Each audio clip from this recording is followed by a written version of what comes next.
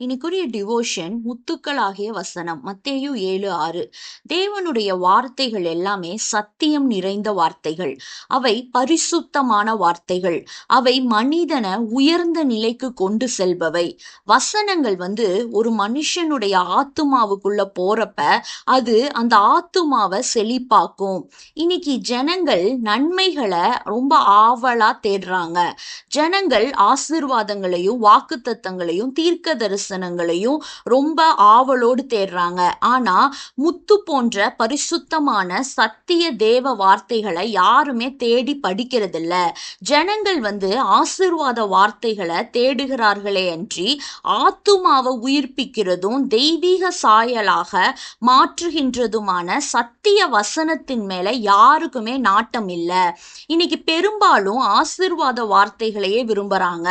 கர்த்தர் நமக்கு அதிசயம் செய்வார், நன்மைகளை தருவார், கஷ்டங்களை நீக்குவார் அப்படிங்கிற வார்த்தைகளும் வசனங்களும் தான் மக்களை ரொம்ப அட்ராக்ட் பண்ணுது.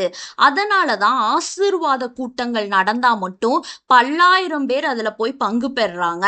ஆனா ஒரு பைபிள் ஸ்டடியோ இல்ல பைபிள் ரிசர்ச்சை பத்தி ஒரு வீடியோவோ தெளிவான சத்தியம் நிறைந்த ஆரோக்கியமான வார்த்தைகளை ரொம்ப சிலர் தான் கேட்கறாங்க, அதை விரும்புறாங்க. ஆசீர்வாத வார்த்தைகள் பெரும்பாலும் சரீர பிரகாரமான தேவைகளுக்காக கர்த்தர் உதவிய தேடுகின்ற மக்களுக்கு கொடுக்கும் வார்த்தைகள் தான். ஜீவனுள்ள வார்த்தைகள் ஆத்துமாவை மறுரூபப்படுத்தும், நித்திய ஜீவனை நமக்கு தரும், தேவனுக்கேற்றபடி இருதயத்துல நம்மளை பரிசுத்தமாக்கும், தேவ உறவிலும் ஐக்கியத்திலும் தெய்வீக சுபாவங்களும் நம்மை வளர்க்கும். இதுதான் முத்துக்கள். முத்துக்கள் போன்ற சத்திய வசனங்களை தேடாம சரீர நன்மை தொடர்பான வார்த்தைகளை மட்டுமே தேடுகிறவங்களா நீங்க இருக்கீங்க. ஏனெனில் நம்ம இன்னும் உள்நிலையில மாற்றம் பெறல, நம்ம ஜென்ம சுபாவம் இன்னும் மாறல. அதனால சத்தியம் நம்ம இருதயத்துக்கு வாஞ்சையா இல்ல. நம்ம எப்படி அப்படின்னு சிந்திப்பது நல்லது.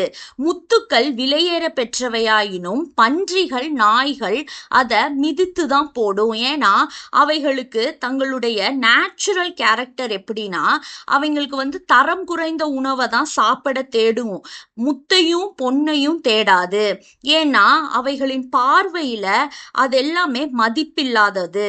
நம்ம ரட்சிப்பின் அனுபவம் பெற்றவர்களாய் இருந்தா இன்னும் சரீர பிரகாரமானவைகளை மட்டும் இல்லாம ஆவிக்குரியவைகளை மட்டும்தான் வாஞ்சையோடு நம்ம இன்னும் தேட நமக்குள்ள ஒரு உந்தப்படுவோம். நம்ம நல்ல கிறிஸ்தவர்களா வளரணும்னா கீழே வேர் பற்றி மேலே கனி கொடுக்க நம்ம வாஞ்சையா இருக்கணும்.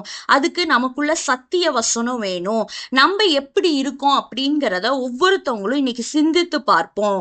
தேவனே மேலானவைகளை தேட வாஞ்சிக்க கிருபை தாரும். ஆமேன்.